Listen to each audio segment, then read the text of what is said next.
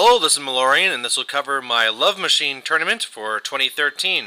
A 50-point War Machine tournament where you get to have two casters. One has to be male, one has to be female, but they can come from any faction. So I was running this tournament, so I was lucky that there was odd numbers, so I got to fill in. In the end, I'm not allowed to win any prizes or anything, but hey, at least I get to do something other than sitting around during the tournament. What I took in my list is, on one side I have Epikaya, and of course she has Laris, I have a Gorax, I have a Getorix, and I have a Pharaoh Warpwolf. Sorry about the quality of this first picture here, but anyway, on the other side I have Darius, I have a Stormwall, I have a Sentinel, and I have a Triumph. It's really just to be here to take mainly my painted stuff. I didn't take a painted female caster because you get +1 for getting first turn if you have fully painted. So I mean, just to kind of make sure I give that benefit to my opponent if they ever got that. But really, it's supposed to be something fast and easy so that I can get my game in, have fun, give a game to my opponent, and then get back to actually running the tournament. On the other side is this Crix. And what the Crix is running is a double list, and unfortunately it's hard to see because of this crappy picture and everything, but really it's going to be Venecthrax and also Epic Scar. And this has a bunch of crazy stuff in it. I mean, of course you can see the Kraken, but there's also the boarding parties in there, there's these Blood Gorgers. It's just a lot of stuff in there that I've never seen before, so it should be a lot of fun. What you have to do in this mission, though, is it's all about your male caster. He has to first touch one of the flags to get the first control point, and then dominate the other flag. And while doing this, he can never be within a foot of the female caster, or else you lose all your control points at the start again. So really for this one, I really think I'm just going to go for the caster kill, but we'll see what happens. So unfortunately I forgot to take a picture of the first turn here, but really what's going on is that the Crix went first and they're just heading on up. I mean, some of my biggest priorities will be to kill some of these arc nodes before they start causing too much of a nuisance, but as Venecthrax is the male caster and he'll be the one on the left, I think he'll be the one I'll be trying to kill, especially since he doesn't have a feat that makes him invincible. So yeah, I didn't mention it, but I put the Forced Evolution on the Warpwolf, and I put the +2 armor on the Stormwall. And so on the Crix next turn, she's just really moving on up. Didn't really get anything on me, but man, she's just right in my face. So I really want to start striking on the left, and I think I can kill all these Mechanothralls and things in front of me here on the right, but I really have to start making an action quick. I'm also worried about this Pistol Wraith here on the right, but my Sentinel with its shield guards to be able to protect me from the double shot. So my second turn, I decided this to make my feet turn with Epikaya, and you can see I really strike out, and I strike out hard. Well, okay, maybe I didn't strike out like in baseball terms. What really I'm getting at is that in my first turn I had damaged one arc node. I now finished that one off, killed the other arc node, killed off almost all of the Mechanothralls, and really everything of a threat on the left side I went and killed. So Venecthrax has very little now to protect him. He has the one little jack that's there in the forest that can't really charge or anything, but I can kill him later. And yeah, I'm liking the look of this so far. So back to her turn. There's not much she can do. The one Jack goes and does a little damage to Laris, but nothing too bad. The Blood Gorgers are just moving on up. I mean, if she wants to go and engage my Triumph, I really don't care. With that high armor, I can sit there for a long time. One of the Mechanothralls does a little bit of damage to my Stormwall, but for the most part, looking pretty good. I am kind of worried about the the Kraken going in after my Stormwall, but so far it seems like she wants to keep it back, and I'm happy with that too. So on my turn, I was very limited in the things I could do because, well, two of my heavies on the left were both going and fringing because they had the Animus from the Gorax on it, but I was able to scrap that one Jack in the forest, so that's a good deal. And then the problem is, like, I mean, I killed the two Mechanothralls touching me, but man, I mean, those Blood Gorgers have tough, and she just passed tough after tough after tough. So, I mean, I killed one of them, but really that's it. So, her turn, and she's coming into me, and man, she just goes and wails on my Laris, and so Laris is gone. He really just tied up my Triumph, and that's no big deal. Also happy again to see that the Kraken didn't really come after me, and at first when I saw all this unfolding, I thought this would be the turn where I can now make the attack on Venecthrax, except that Epic Scar used her feat, and so the models are not allowed to attack, or, you know, those two boarding party members, Venethrax, Epic Scar, and also the Kraken. Now, another thing that I got lucky here is that he went and the boarding party went and combined into Epikaya, got me, and wanted to drag me to her. And luckily, I got stopped on one of her models. Otherwise, of course, Venethrax would just come up and just slaughter me. So back to my turn, and this turn was kind of ridiculous. I mean, as you can see, I'm throwing a lot of things out there just to be in the Kraken's way, just in case it wants to come after me.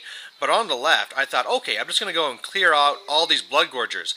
But between me not being able to get 5 on 2 dice, and her passing her tough roll on, 5+ on 1 dice, I just did almost nothing. So, kind of bad, but yeah, I got to try and do something next turn. At least now, next turn, I'll be able to do something.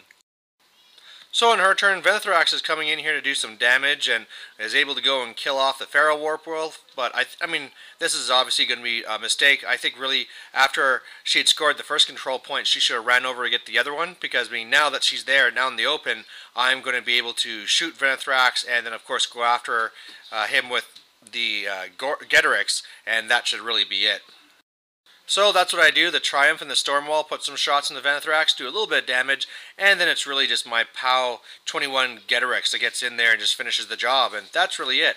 So I mean, the game probably could have gone a lot different. I mean, if Venethrax would have gone for the scenario and gone to the right, or if the Kraken would have really put on the pressure on the Stormwall, but in the end, hey, I got the win, and we'll see what happens next. So we're into the second mission now, and this one's just a regular 2013 mission, just incursion.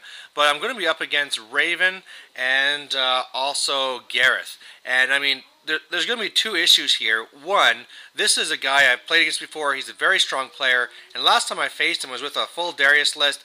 And of course, with the feedback and stuff, it was a joke, and I lost. So I'm a little bit worried here, because I mean, here I got my Jack again.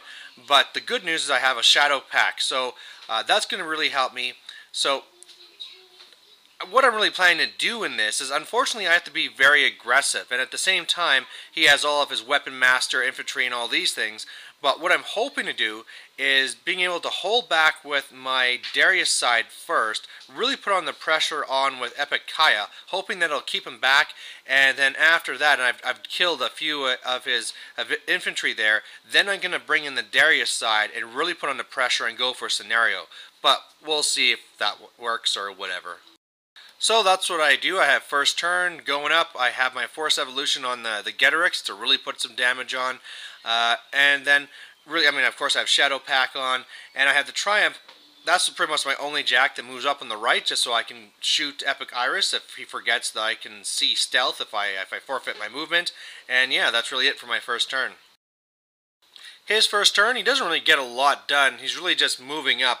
But obviously the real problem here is just the whole fact that he's not holding back. He's moving up and he's here to do some damage and go for scenario. So this means that I'm really going to have to try and get up there if I'm not going to lose by scenario. And so it's kind of the reverse of what I was hoping was going to happen. Where I was wanting to go for scenario myself, now I'm going to have to do everything to make sure he doesn't win by scenario. And as you can see, it was the middle one that disappeared. So on my turn, I do my best to make that happen. I have the Feral Warpwolf that runs over to contest the left flag. The Getorix goes in there and kills a bunch. Laris runs up to tie up another one. I had to run the Triumph, although I'd love to shoot Epic Iris, but I had to run in order to go to the right flag. And then otherwise, now that I know I'm chips in, everything's moving up. The Gorax went to try and attack his Chimera, but there's only so much I could do. So in his next turn, he's able to kill the Warpwolf on the left, did his best to kill the Getorix, but I was able to barely survive there with 1 or 2 hit points. The Gorax was able to survive too, but he's really hurt, and I mean, Laris is there, which is good news. I was kind of hoping he was going to move up with his casters, but he's leaving them both back there bunkered, so no sort of Epikaya assassination possible. And so really, after it was said and done, he did a lot of damage to my Triumph there on the right, and he scored a control point on the left. So here we go. We got to try and get something done. So then what I do is I have one of my half-jacks run to go and contest the left flag. I run up and I do my feat to fix up the Triumph. I'm going to score on the right flag, so now it's going to be 1-1.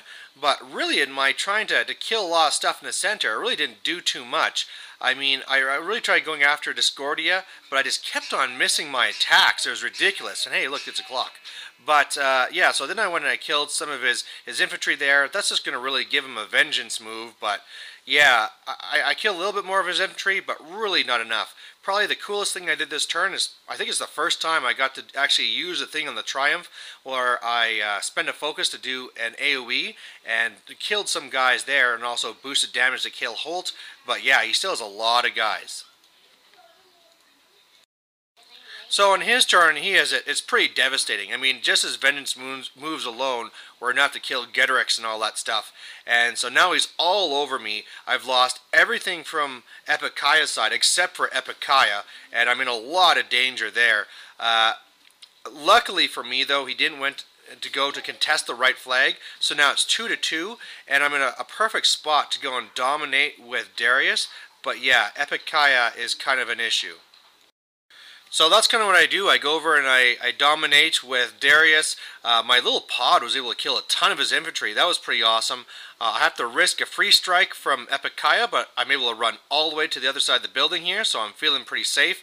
I was kind of stupid, and I'm not showing my... Well, I'm showing my back to him if he gets back there, but I really didn't think he was able to get to me. Unfortunately, I really didn't go and think about how deadly his movement shenanigans could be, and so between Vengeance and his Apparition, he's able to charge Epikaya with 3 of them, and really it didn't even matter if I was showing my back or not. His dice roll was pretty high, and then bam, I'm just done. So a loss here, but hey, for a guy that I'm up against where he's a very strong player, I felt very good that I actually, really had the pressure on, almost won by scenario. In the end, it was 5 points to 4, and yeah, it was an interesting game. I think I should have just been more aggressive with my entire force right from the get-go, and that probably could have helped things out. But hey, live and learn.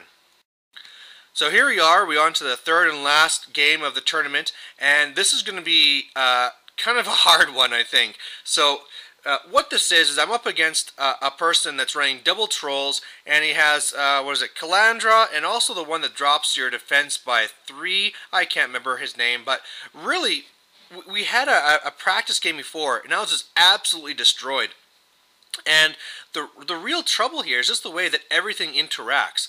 Of course, first turn he's going to move up and everything's going to burrow. On my turn, I get to move up there. And then really on his turn, this is where all the shenanigans come up, because he's able to pop his feet, drop all the defense, so it's pretty easy to hit things. And then Calandra can go and use telekinesis and turn you around, pop her feet, pop the one where you get to re-roll 1s and 2s, and I have to roll an extra dice to hit and all these things. And really what's going to happen is that those borrowers go in and just kill whatever they want, and then in my retaliation it's very difficult because of how I'm having to roll that extra dice to try and hit and drop the highest, and then they're all tough, and then of course as much as I do to them, then the rest of his force counters. So the other part here that's going to be kind of hard is that this is another Lovemachine special where what you need to do is it's kind of like a cat fight. So this one's for the female casters. You have to get your female caster into the zone to actually score or whatever, but really the way it works is that if your female caster is not in there, that's how your opponent scores. So really from the second player's second turn, your female caster needs to be up there, and that's going to be a problem when you're Epikaya.